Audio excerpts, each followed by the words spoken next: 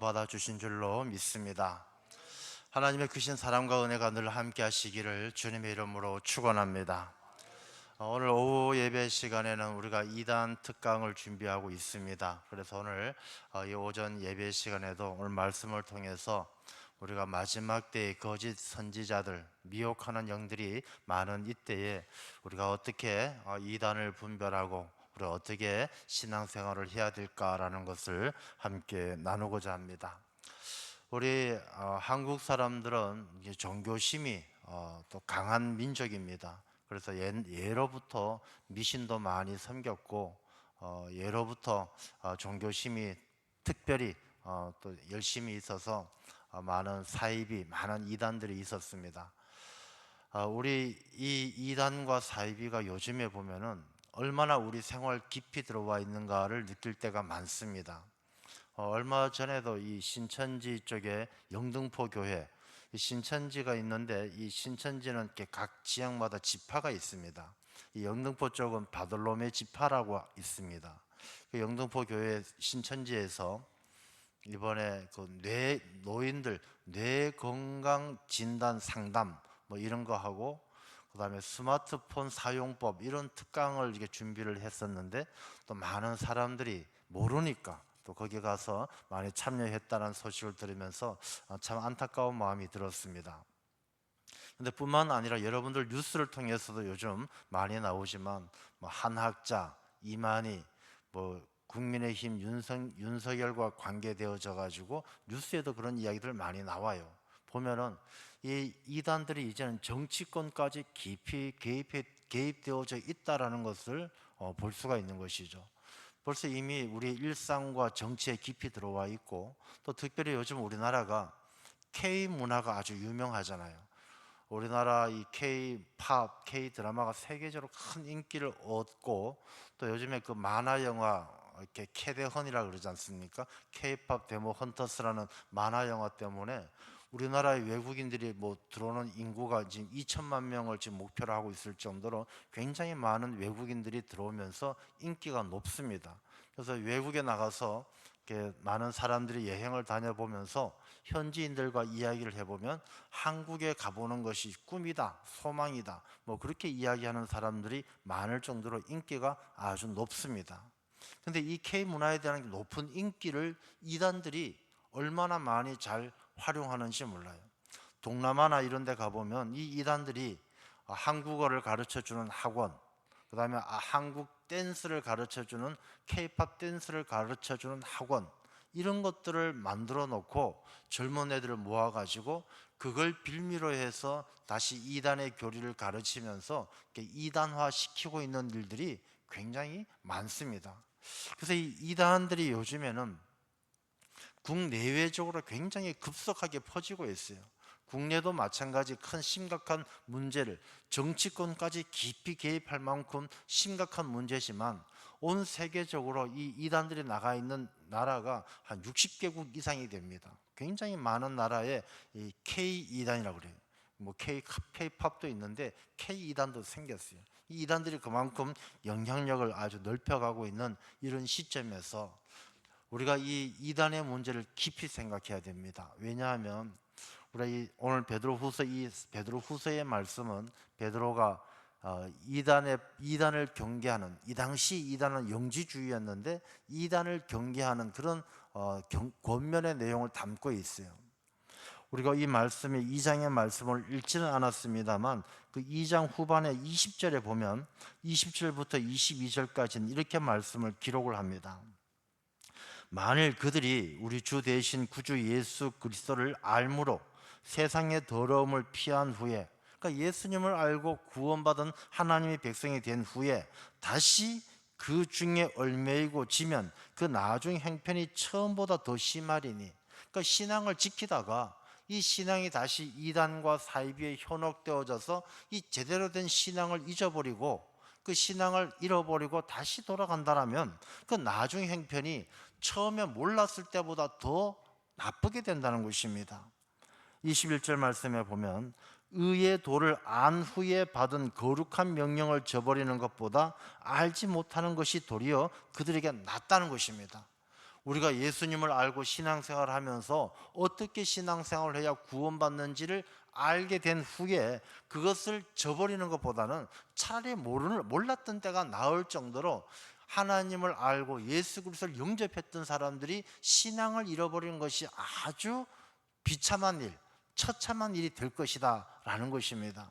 그래서 22절 말씀을 보면 그 일이 참된 속담에 이르기를 개가 그 토하였던 것에 돌아가고, 여러분 생각해 보세요. 개가 막 더러운 음식 찌꺼기를 먹었어요. 그 음식 찌꺼기를 먹었는데 먹었던 것을 토하고 토한 것을 또 먹는 것과 같이 나중에 형편이 더 나쁘다는 거예요. 나중에 먹는 게 더 더럽다는 것이죠. 돼지가 씻었다가 더러운 구덩이에 도로 누웠다 하는 것과 똑같다. 돼지가 안 그래도 더러운 돼지를 겨우 씻겨놨더니 이 씻겨놨더니 더 더러운 데 들어가는 것과 똑같다는 것입니다. 그만큼 우리가 이 믿음을 잘 지켜야 되지, 이 믿음을 자꾸 미혹하고 흔들어대는 이단들에게 마음을 빼앗기거나 미혹당하면, 우리가 오늘 본문의 말씀 가운데 읽은 말씀 중에 3절 말씀에 보면 그들이, 이거 3절 후반에 보면 그들의 심판은 옛적부터 지체하지 아니하며 그들의 멸망은 잠들지 아니하느니라. 멸망의 길을 피할 수 없다는 것입니다. 우리가 이단들에게 미혹당하고 우리의 믿음을 잃어버리게 되면 이게 심판을 피할 수 없다는 것입니다. 여러분이 이단이란 것은 세상의 사람들은 관심도 없어요. 믿지 않는 사람들은 뭐 이만희가 누구고 한학자가 누구고 관심도 없어요. 야, 와서 여기 와라, 내가 건강 상담해 주겠다, 여기 와라, 밥 주겠다, 먹을 거 주겠다, 다 쫓아다녀요. 이단인지 아닌지 상관이 없으니까. 근데 우리 믿는 사람들은 이단이 뭔지 잘 알아야 돼요. 왜냐하면 이 이단에게 미혹당하면 내가 지켜왔던 믿음을 잃어버리게 되고 내 형편이 이전보다 더 나빠지게 되고 더 처참한 심판을 피할 수 없게 되는, 이 믿음을 잃어버린다는 것은 얼마나 이렇게 악한 일이고 얼마나 이렇게 참 너무너무 안타까운 일이 되는 것이죠. 그래서 이 이단에 대해서는 믿음의 사람들이 잘 지켜야 돼요. 자, 그러면 오늘 본문의 말씀에도 이제 이단에 관한 거짓 선생들, 이단을 가만히 끌어들여 자기들을 사신주를 부인하고 쭉 말씀이 나오는데, 자, 그러면 거짓 선생, 이단이 뭐냐? 여러분, 이단은 우리가 생각할 때, 아이고 목사님, 이단들이 사람을 미혹하고 재산을 빼앗고 가정을 파괴하고, 그냥 맨날 저 신천지나 이런 이단들 앞에 가보면 가정이 깨어진 사람들이 와서 피켓 들고 시위해요. 뭐 잡아가라, 가두라, 뭐 반성하라, 그렇게 시위를 하는데 왜 그들을 잡아가지 않고 왜 그냥 두느냐? 여러분, 이단이라는 것은 어떻게 결정을 하는지 여러분 제가 전에도 한번 설명을 드린 바가 있습니다만, 이단은 법으로 정하는 것은 아니에요. 나라의 형법에서 이단은 뭐 어디는 이단이다, 이단에 가면 뭐 형법에 의해서 징역을 간다, 이렇게 법으로 정해져 있지는 않아요. 대한민국은 종교의 자유가 있기 때문에 이 이단을 법으로 정하진 않아요. 그러다 보니까 우리나라에는 지금 예수님이 30분도 넘게 계셔요. 자기가 예수님이라고 하는 사람이 30분도 넘어요. 하나님이라고 말하는 분은 한 50명도 돼요. 자기가 하나님이고 자기가 예수님이고 재림주라고 이야기하는 사람들이 그렇게 많아요. 우리가 생각하기엔 그런 사람들 사기꾼으로 다 잡아놓고 싶은데, 이 세상의 법은 자기가 예수라고 그래 너 예수해라 하고 놔두는 거예요. 그 사람이 누구를 살인하거나 누구를 강도짓하거나 형법을 어기지 않는 한 그냥 방치하고 두는 거예요. 그러다 보니까 사람들이 더 미혹당하는 일들이 많이 일어나고 있다는 것입니다. 그래서 이 성경 말씀에도 마지막 때가 되면, 말세가 되면 적그리스도, 거짓 선생들, 거짓 선지자들이 많이 나와서 너희들을 미혹하리라고 그랬어요. 그때가 되면 가족이 서로 원수가 되고 싸우고, 이 마지막 때엔 이 미혹하는 이단들 때문에 가정이 깨어지고 큰 어려움을 당할 것이라고 말씀이 하고 있는 것이죠. 이 말씀은 마지막 때에 우리 믿는 자들이 더 정신 바짝 차리고 이 이단들에게 미혹당하지 않도록 정신을 바짝 차려야 된다는 그런 경고의 말씀이에요. 복음서를 보면 예수님도 그런 말씀을 굉장히 여러 번 하셨어요. 예수님도 마지막 때에, 말세 때에 너희들이 미혹당하지 않도록 정신 바짝 차리고 믿음을 지키라는 말씀을 여러 번 하셨어요. 저는 지금처럼 이 이단들이 많이 횡행하고 있는 이때가 정말 우리가 마지막 때라는 우리가 그런 생각을 가지고, 정말 마지막 때가 임박했다라는 그런 우리 믿음을 가지고 우리의 신앙을 지키는 일에 더 힘써야 될 줄로 믿습니다. 자, 그러면 이단은 어떻게 이단이 결정되어지는가? 신천지가 이단이다. 그럼 누가 그 이단이라고 결정을 하는가? 여러분, 이단을 결정하는 것은 법이 아니고 기성교회, 기존의 교회의 총회에서 결정을 합니다. 총회에서 우리가 오늘 이번 주에 총회가 있다라고 말씀을 드렸어요. 이번 주 총회에도 이단에 대해서 조사해 달라는 단체가 한 대여섯 군데 올라왔어요.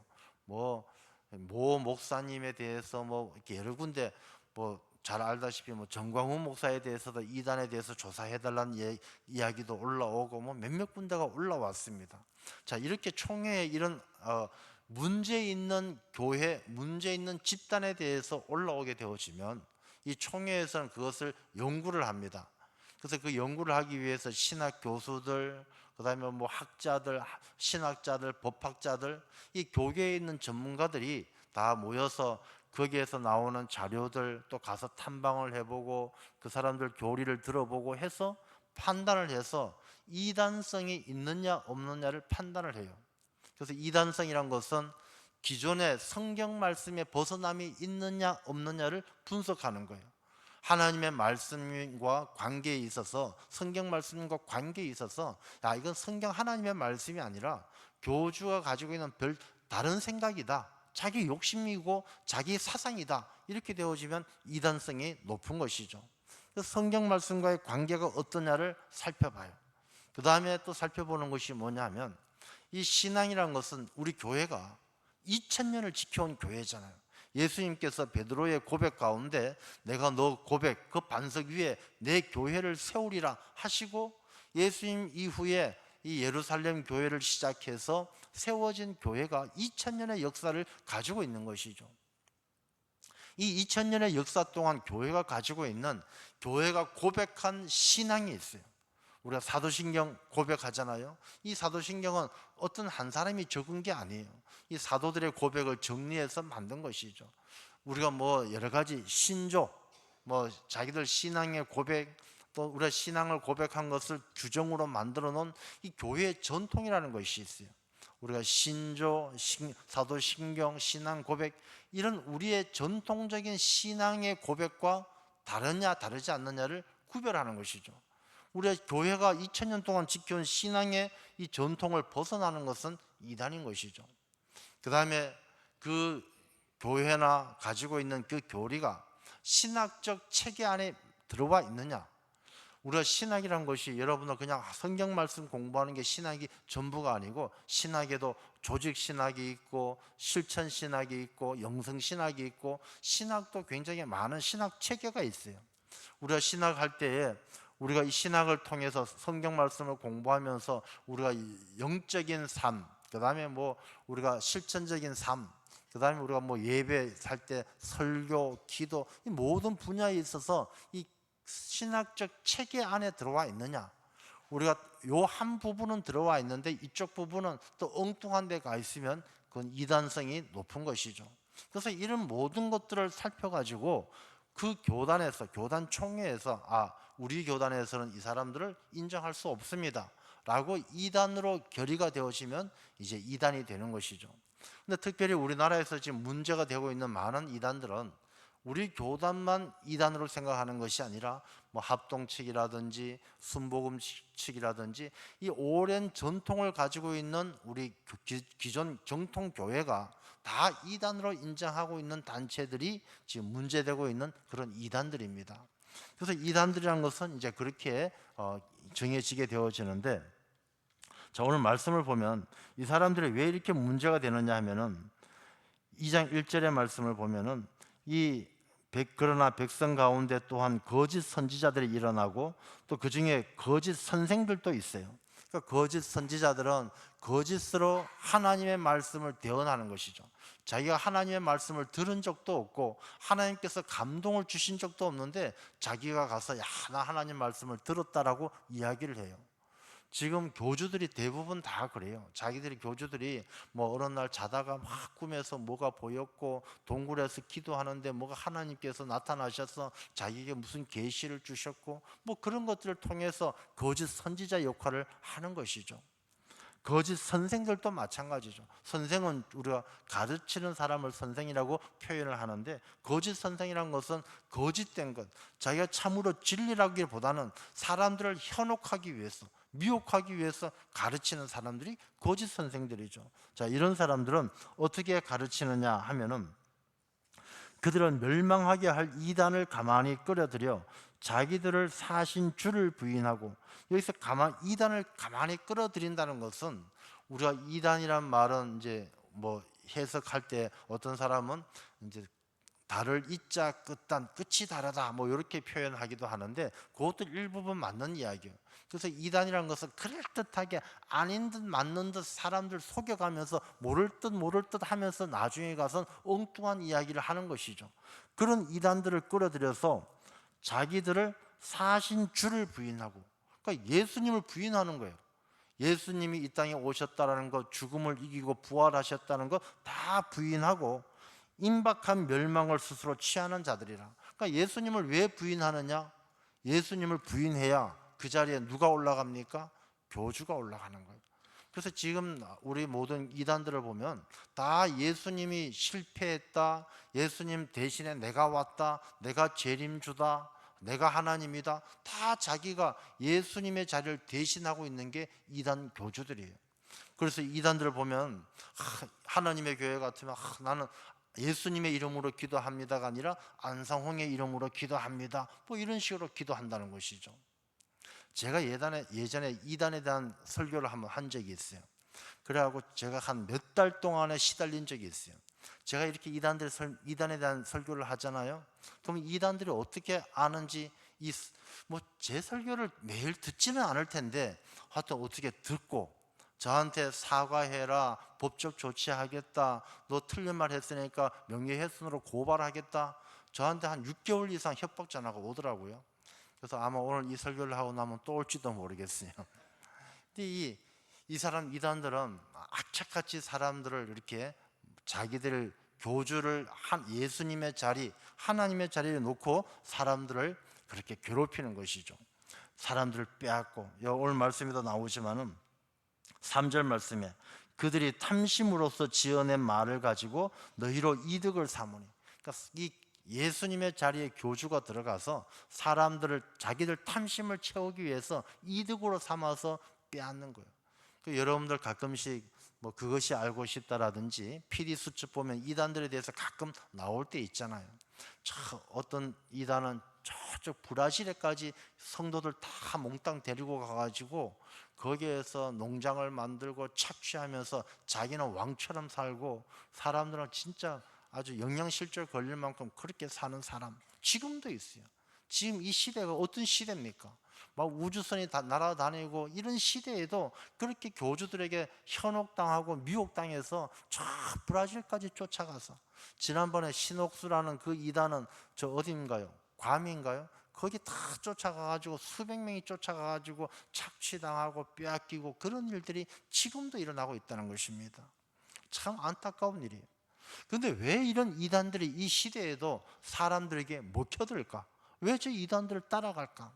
왜 사람들은 미혹당할까? 이런 미혹당하는 이유는 딱 분명해요. 이 사람들의 마음이 쪼개져 있어요. 사람이 두 마음을 품기 때문에 늘 사탄이 역사하는 거예요. 우리가 이 이단들의 특징은 뭐냐면 믿지 않는 사람들을 전도하진 않아요. 믿지 않는 사람들한테 가가지고 야, 너 우리 이만희가 재림주야, 이만희를 믿어, 이렇게 이야기하면 믿지 않는 사람들은 웃긴 소리 하고 있네. 야, 이만희가 저 늙어빠진 노인네지 무슨 하나님이고 예수님이야, 안 믿어요. 근데 이 믿는 사람들은요 교묘하게 저분은 영생을 어쩌고 하고 이 성경 말씀을 끌어내 가지고 막 연결시켜서 이야기하면 거기에 미혹당하는 거예요. 이 말씀이 뭐냐면 이단들에게 미혹당하는 사람들은 이 믿음이 있는 사람들이 두 마음을 가질 때 미혹당하는 거예요. 믿지 않는 사람들은 누가 뭐라고 하더라도 말 듣지도 않아요. 야, 뭐 너 이거 먹으면 안 죽고 영원히 살아. 그거 먹을 사람은 없어요. 근데 이 믿는 사람들 중에 미혹당하는 사람들은 거기에 넘어가는 거예요. 여러분들 예전에 보면 지금 이제 뭐 감옥에 가 있는 걸로 압니다만 만민주왕교회 이재록 씨 같은 이런 사람들도요. 보면 어디 저쪽 서해안에 가서 바닷물 떠가지고 와가지고 그 바닷물을 교회 옆에 이제 바위 틈에다가 이렇게 연결시켜서 바위 틈에서 쫄쫄쫄 흘러나오게 만들어 놓고 그거 한 병에 수만 원씩 뭐 5만 원, 10만 원씩 팔았어요. 바닷물을 한 병 담아가지고 이 물 마시면 모든 병이 낫는다 그래서 10만 원씩 내고 사서 그 마시는 사람들 많았어요. 이 사람들이 얼마나 참 어리석은지 안타까운 것이죠. 근데 그거 왜 그러냐? 그게 쏘가 넘어가는 이유가 뭐냐? 내 마음속에 두 마음이 있는 거예요. 야, 웃기지 마. 말도 안 돼. 또 한편으로 정말인가? 야, 저 사람이 정말 예수님인가? 이 두 마음이 생기는 거예요. 그게 신앙생활 할 때도 마찬가지예요. 여러분들이 신앙생활 하면서 내가 예수님 믿습니다 하지만 이 예수님 믿고 신앙생활 하는데도 뭔가 자기 뜻대로 안 되면 또 다른 의심이 고기를 드는 거예요. 야, 이게 교회가 아니고 뭔가 다른 게 또 있는 게 아닌가? 그럴 때 이단들이 치고 들어오는 거예요. 사탄이 역사하는 거예요. 내 마음이 쪼개어지고 내 마음이 근심과 염려로 마음의 틈이 벌어지면 거기에 사탄이 역사하고 미혹하는 영이 역사하면 이단들에게 넘어간다라는 것입니다. 그래서 우리가 신앙생활 할 때 이단들에게 넘어가지 않으려면 자기 중심을 쫙 정말 예수 그리스도 중심으로 그 교회라는 신앙 공동체가 중요한 이유가 거기 있어요. 사람들은 혼자 있으면 이 자기 마음을 이 갈라지는 마음을 추스리기 힘들어요. 그래서 우리가 성경 말씀에도 사랑은 온전하게 매는 띠라라는 말씀이 있어요. 우리가 하나님의 사랑으로 우리 공동체가 하나로 묶여져 있어야 신앙을 지켜갈 수 있기 때문에 예수님께서는 교회라는 공동체를 만드신 거예요. 하나님께서 왜 가정이라는 공동체를 만들었느냐? 사람은 혼자 사는 게 하나님 보시기에 좋지 않았다고 그랬어요.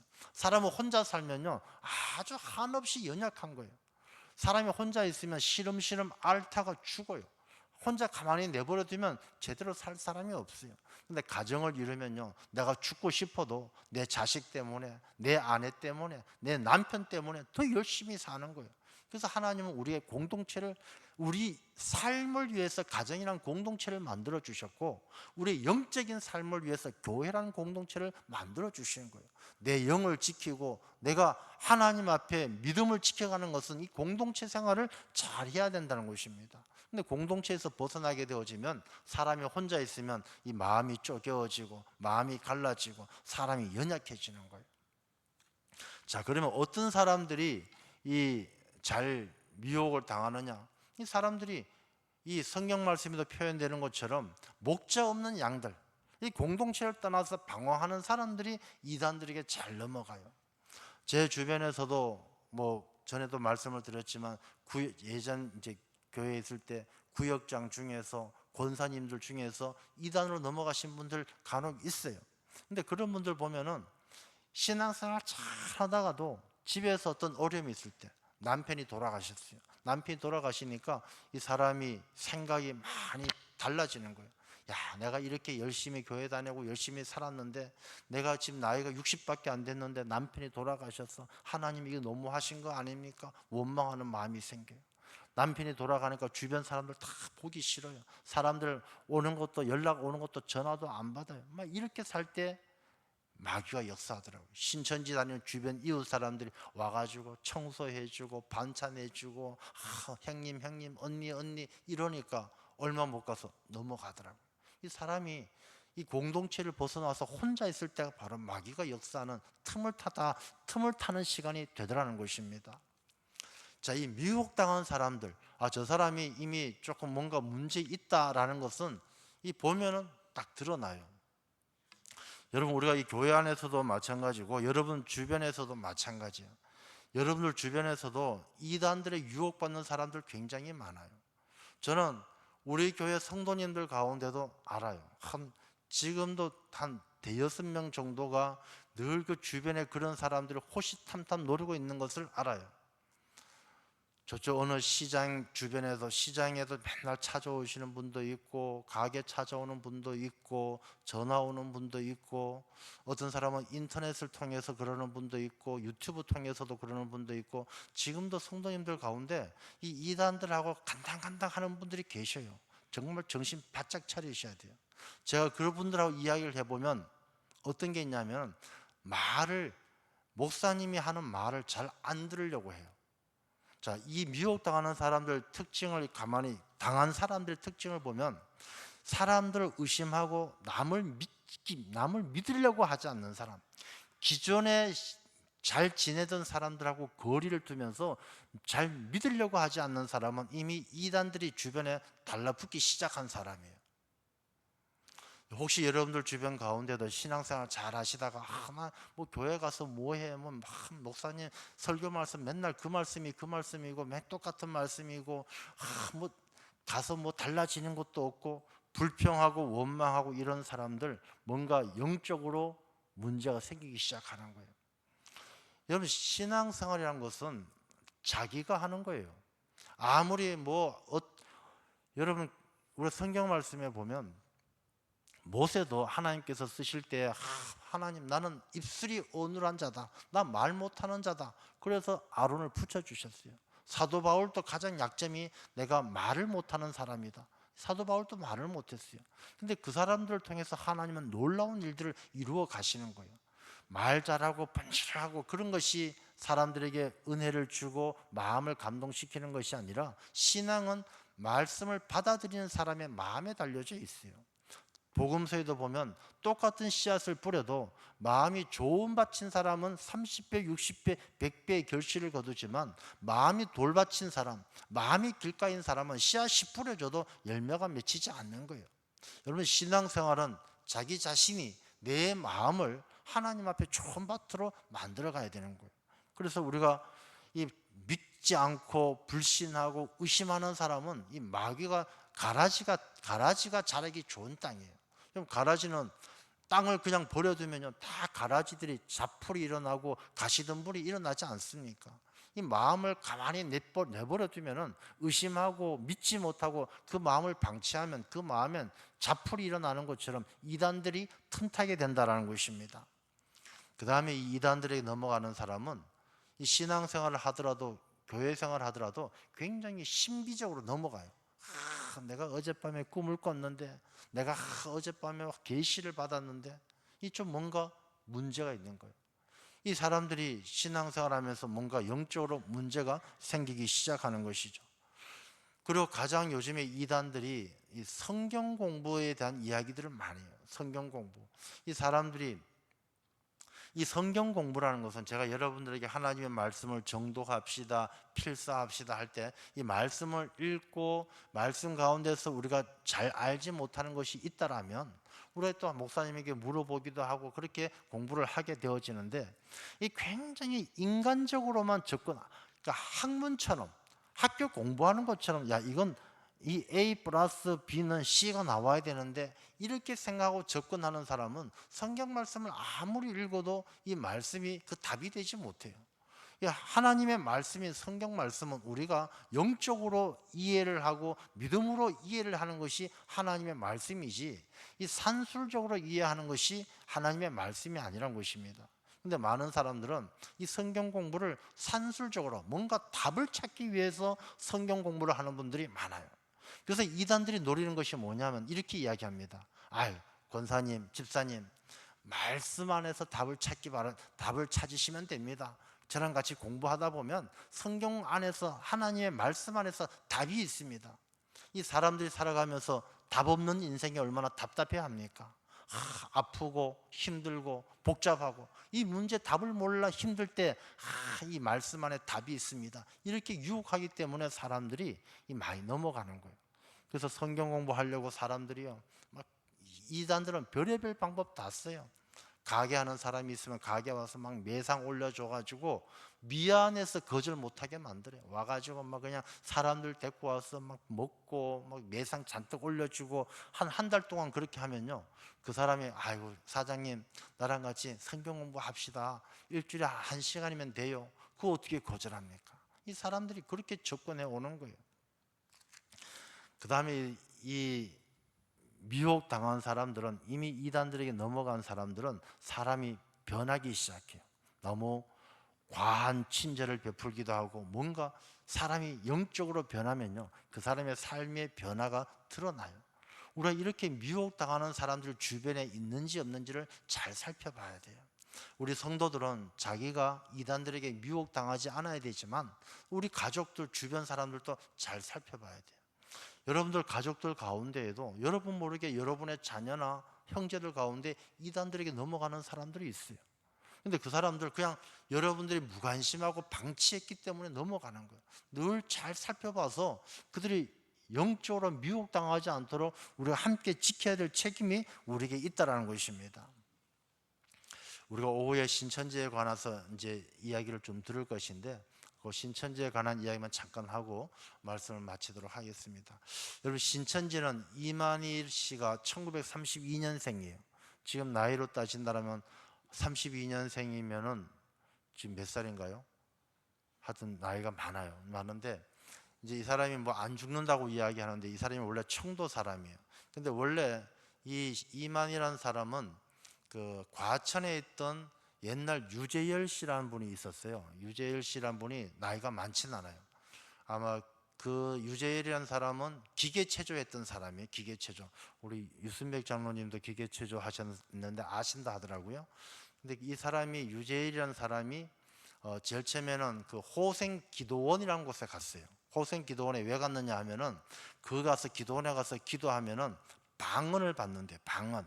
그래서 방언을 받으면 외국어를 하게 된다라고 소문이 나가지고 일본어를, 방언을 받고 싶어서 가게 됩니다. 왜냐하면 이 기계체조하던 이 사람이 일본으로 진출하고 싶어서 가서 일본어를 공부할 생각은 안 하고 기도원에 가서 방언 받을 생각하고 간 거예요. 근데 방언은 안 받고 이상한 것을 받아가지고 이제 거기에서 이단으로 넘어가게 되어지는데, 그래서 유재열 아버지, 어머니, 유질까지 다 그 호생기도원에 가서 이제 이단으로 넘어갑니다. 넘어가서 유재열이라는 사람이 이 방언의 은사를 받았다 그러면서 다른 어떤 사람이 막 샬라샬라 이야기하는 것을, 야, 저거는 모세가 하는 이야기다, 모세의 영이 하는 이야기다 하면서 자기가 통역을 하기 시작합니다. 근데 이게 진짜인지 가짜인지 모르겠지만 이 통역하면서 이 유재일이라는 사람이 굉장히 사람들한테 떠받들어지는 것이죠. 그래서 17살에 교주가 됩니다. 그래서 과천에 장막성전을 만드는데, 이 장막성전이 지금 과천 서울랜드에 있던 그 자리입니다. 그 자리에 만드는데, 여기에 막 사람들 나중에 전국에서 막 5천 명 하고 수천 명이 몰려들어서 이제 그곳에서 공동체 생활을 하게 되는데, 그때 이만희가 같이 갑니다. 이만희가 같이 가는데, 이 유재열이가 호생기도원에 갔을 때 그 자기 스승이었던 김종규라는 사람이 있는데, 이 김종규는 이제 여자 문제 때문에 쫓겨나게 되어지고 쫓아내고, 유재열이가 교주가 되어서 그곳에서 생활하면서 굉장히 많은 사람들로부터 착취를 합니다. 그 앞에 살던 어떤 교인, 자기 성도의 공장도 뺏고, 또 자기가 어디 가서 무슨 사고 쳤다 그러면서 자기 성도들 땅도 뺏고, 이러면서 이 부를 많이 축적을 합니다. 근데 이 부를 많이 축적했던 이 유재열이 밑에 제자들도 있었는데 그 중에 이만희도 한 사람이었어요. 근데 이 사람들 나중에 유재열이를 고발을 합니다. 그래서 유재열이가 한 40가지 제목으로 이게 잡혀가요. 잡혀갔다가 집행유예를 맞고 풀려나고 미국으로 떠나게 돼요. 떠나게 되면서 그 제자들 가운데서 다 흩어지면서 다 하나씩 자기들이 만들어요. 다 이단 단체를 만들어요. 무슨 장막성전, 무슨 장막성전 만드는데, 그 중에 이만희가 신천지, 예수교, 뭐 장막성전 이렇게 만든 것이 바로 신천지예요. 이만희가 그렇게 만드는데, 이 신천지란 말도 유재일이가 장막성전을 만들면서, 야, 여기에 들어오는 14만 4천 명만 살고 나머지 다 불바다가 된다. 불바다가 되고 나면 이 14만 4천 명이 나가서 신천 신지를 만들 것이다. 새 하늘 새 땅을 만들 것이다. 이제 그러면서 신천지라는 말을 쓰게 되는 것이죠. 그래서 이 이만희가 나와서 만든 것이 지금 신천지예요. 유재일이는 미국에 가 있다가 다시 들어와서 한국에 와서 지금 사업을 하고 있어요. 뭐 스포츠 용품도 하고 건설회사도 하고 집도 한남동에 있는 유엔 빌라 한 100억짜리 집에서 살고 돈이 무지무지 많은 거예요. 그 돈이 다 어디서 나왔겠습니까? 다 옛날에 착취했던 돈이죠. 유재열의 사위가 누굽니까? 사위가 싸이잖아요. 유재열의 딸하고 결혼했던 게 싸이고, 유재열이가 아마 66년도에 17살이었으니까 지금 한 76, 7쯤 됐겠네요, 나이가.